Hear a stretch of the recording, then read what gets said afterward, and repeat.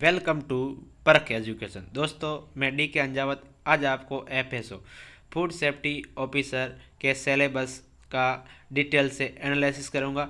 जैसा कि पिछले वीडियो में मैंने नोटिफिकेशन का डिटेल से एनालिसिस किया था।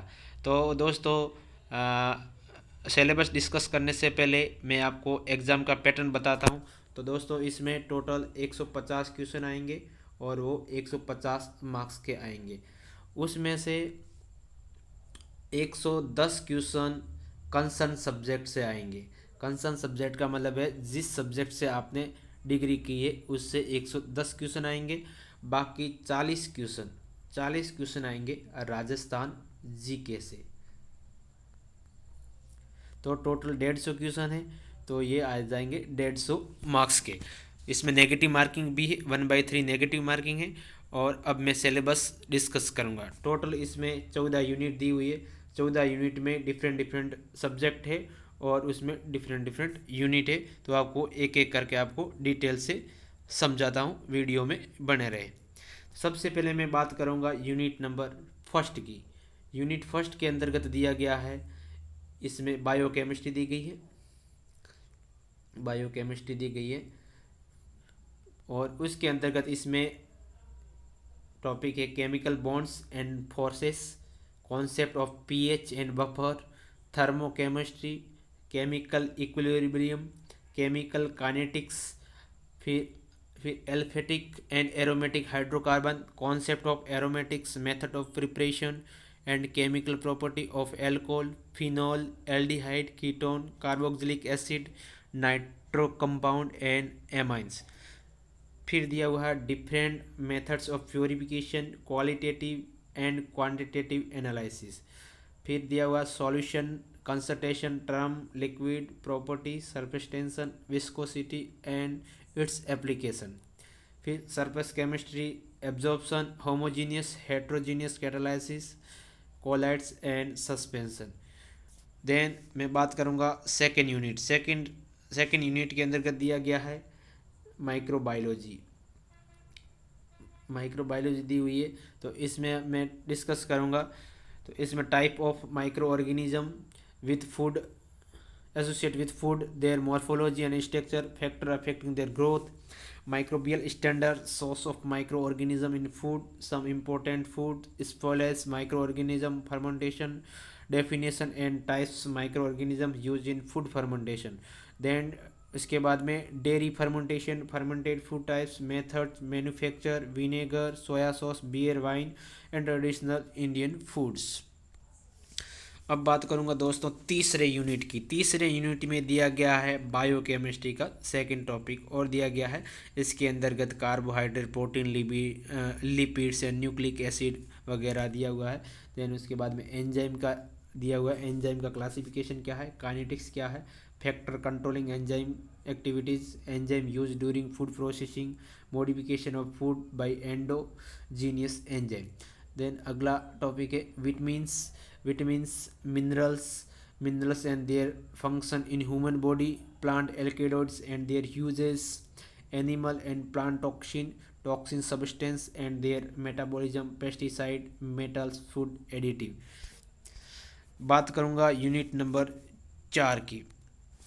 यूनिट 4 के अंतर्गत दिया गया है, दो चीज़ें दी गई है। एक तो दिया गया है बॉटनी दी गई है और एक दी हुई है ह्यूमन फिजियोलॉजी।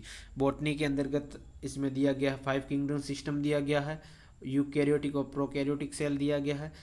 अब बात करूँगा ह्यूमन फिजियोलॉजी। ह्यूमन फिजियोलॉजी के अंदर यहाँ पर सिस्टम दिए गए हैं। एक तो है रेस्पिरेटरी सिस्टम, उसके बाद में है circulatory system, then nervous system, then muscular system, reproductive system, endocrine system और उसके बाद में दिया गया इम्यून सिस्टम, ये दिया गया है। देन यूनिट 5 की बात करूँगा तो यूनिट 5 के अंतर्गत दिया गया है बायोटेक्नोलॉजी दिया गया है। बायोटेक्नोलॉजी और स्टैटिक्स दी गई है, दो सब्जेक्ट दी गई है यूनिट 5 के अंदर। तो बात करूँगा बायो टेक्नोलॉजी के अंतर्गत GM plant and animal tissue culture and its application, important of GM crop and their products, environment, biotechnology, pollutant, biomagnification, microbial, bioremediation. Then statistical analysis के अंदर दिया हुआ mean, median, mode, standard deviation, regression and correlation, test variation chi square test. अब दोस्तों बात करूँगा topic number 6, unit 6 के अंदर दिया गया है एग्रीकल्चर। एग्रीकल्चर के अंदर भी इसमें दिया गया है सॉइल केमिस्ट्री दी गई है, soil fertility, management of problematic soil in Rajasthan, dryland farming दी हुई है। उसके बाद में दिया हुआ एग्रो फॉरेस्ट्री भी इसमें दी हुई है। उसके बाद में दी हुई है अपने एग्रोनॉमिक्स फील्ड क्रॉप दी हुई है। उसके अंतर्गत वीट है, मस्टर्ड है, ग्राउंडनट है, पल्सेज, बाजरा और मेज। उसके बाद में हॉर्टिकल्चर क्रॉप के अंतर्गत सिट्रस, नींबू, मैंगो, गवावा, बेर, onion, tomato, cucurbits, chilli, rose. फिर स्पाइसेस एंड मेडिसिनल क्रॉप के अंतर्गत दिया गया है क्यूमिन, फेनुग्रीक, फेनेल, कोरिएंडर, इसबगोल, एलोवेरा। फिर उसके बाद में इन सारी क्रॉपों की डिजीज, पेस्ट एंड मैनेजमेंट, ये तीनों सिस्टम इसमें लिखने हैं।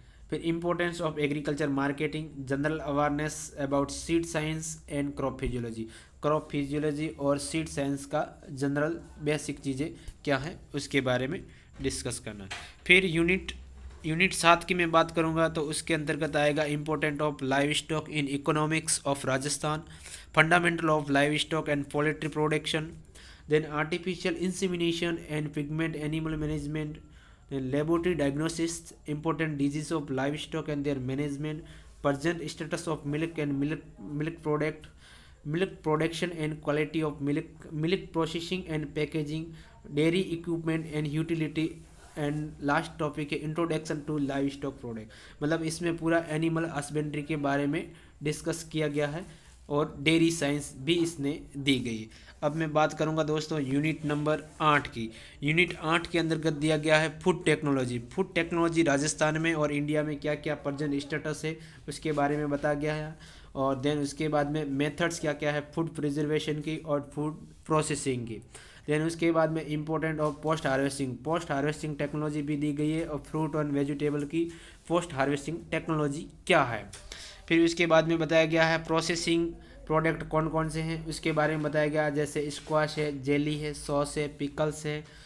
देन उसके बाद में post harvesting physiology and handling of fruit and vegetables, types and function of packaging material use in fresh and process food law, brief review of regulatory status in India, APO, prevention of food adulteration act, food safety and standard act, then testing food of its safety, egg mark, hygiene and sanitation, good manufacturing practice, good laboratory practice।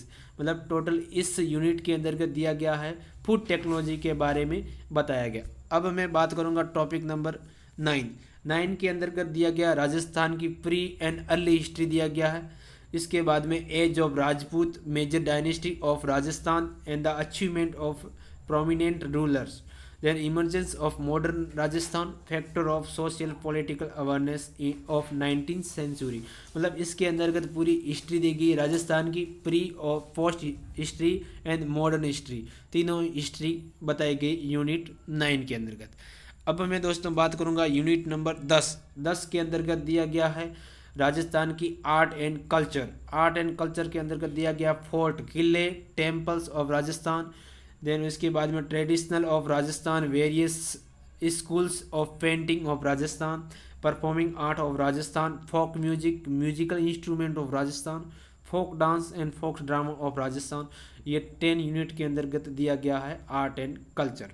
अब मैं दोस्तों बात करूंगा unit number 11 के अंदर भी दिया गया है आर्ट एंड कल्चर का दिया गया है वेरियस रिलीजियस कल्चर, संत and folk deities of Rajasthan, various dialects and distribution in Rajasthan, literature of Rajasthani language. ये दिया गया यूनिट 11 के अंदर।